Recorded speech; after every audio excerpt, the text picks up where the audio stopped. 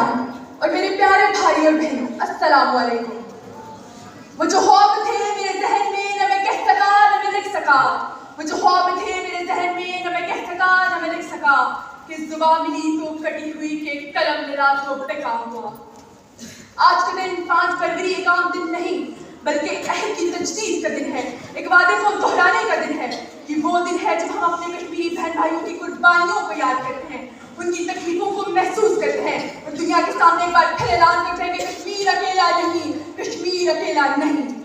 یہ دن صرف ایک یاد دہانی نہیں بلکہ ہمارے دل کی صدا ہے، ہمارے ایمان کا حصہ ہے کہ ہم کشمیر کے زخموں کو اپنے زخم سمجھتے ہیں، ان کے آنسوؤں کو اپنی بے بسی کا اظہار سمجھتے ہیں اور ان کے خوابوں کو اپنی منزل مانتے ہیں۔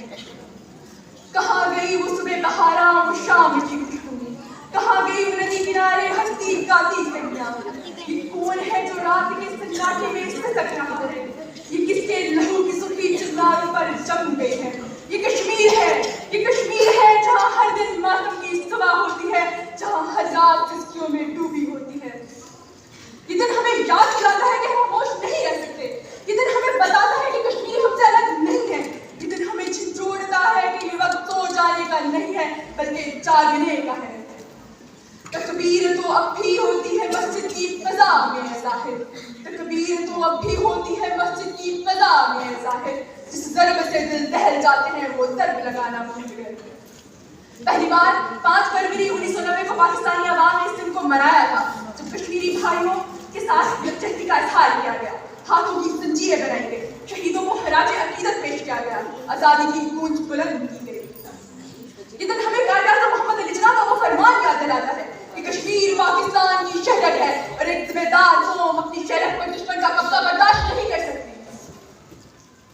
دوستو، آج کشمیر میں کوئی ایسا دن نہیں گزرتا جب وہاں کسی ماں کی کوکھ اجڑتی نہ ہو، جب کسی بہن کے آنچل پر خون نہ گرتا ہو، جب کسی باپ کی امیدیں کسی بے جان لاش کے ساتھ دفن نہ ہو رہی ہوں۔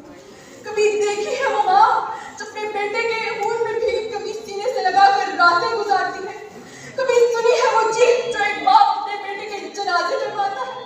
کبھی محسوس کیا ہے وہ درد جب ایک بہن بھائی کے انتظار میں بیٹھی رہتی ہے مگر وہ بھائی واپس نہیں آتا؟ ہم سے پوچھو کہ جینے کا کیا مزہ ہوگا، ہم سے پوچھو کہ جینے کا کیا مزہ ہوگا جب تمہاری گلیوں میں ہر دن کربلا ہوگا۔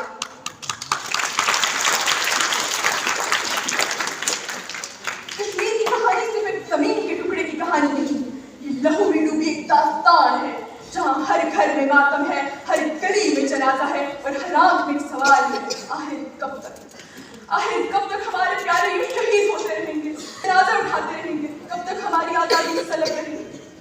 وہ بچہ جو اسکول کا بستہ لیے چل پڑا تھا، واپس آیا تو کندھوں پر کفن تھا، ماں نے کہا تھا بیٹا شام کو آنا، پر شام تو آئی مگر بیٹا نہ آیا۔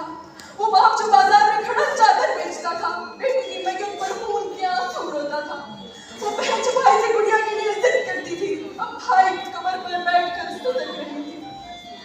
کشمیر میں وہ راتیں بھی آتی ہیں جب پوری وادی کی ہوتی ہے، ہر طرف آہو بکا ہوتی ہے، ایسا لگتا ہے کہ در و دیوار میں کشمیریوں کے غم میں رو رہے ہوں۔ کیا ہم اس ظلم کو بھول سکتے ہیں؟ کیا ہم ان بہنوں کے آنسوؤں کو نظر انداز کر سکتے ہیں جو اپنے بھائیوں کی لاشیں اٹھا رہی ہیں، بچوں کی چیخوں کو نظر انداز کر سکتے ہیں جو یتیمی کے دکھ میں رو رہے ہیں؟ ہمیں آواز اٹھانی ہوگی، اور ظلم کبھی ختم ہمیشہ نہیں رہتا، اندھیری رات کتنی طویل کیوں نہ ہو، صبح کا سورج ضرور ہوتا ہے۔ انشاءاللہ کشمیر بنے گا پاکستان۔ الرحمن الرحیم۔ پیاسی خشک دھرتی سے کیا وعدہ نبھانا ہے، پیاسی خشک دھرتی سے کیا وعدہ نبھانا ہے، ہمیں اب سمندر سے ایک بادل کھینچ کر لانا ہے، وقت پہرا نہیں کرنا ان تاریک گلیوں میں، وقت پہرا نہیں کرنا ان تاریک گلیوں میں، ہمیں سوئے ہوئے لوگوں کی قسمت کو جگانا ہے۔ ہمارے جنگجو جذبے کبھی ٹھنڈے نہیں پڑتے، ہمارے جنگجو جذبے کبھی ٹھنڈے نہیں پڑتے کہ ہم نے فاختاؤں کو عقابوں سے ڈرانا ہے۔ جناب صدر، محترم اساتذہ اکرام، مہمان گرامی اور میرے ہم مکتب ساتھیوں، السلام علیکم۔ اٹھی اور کہتا ہوں میں دفن ہو گئی، میری آج کی بات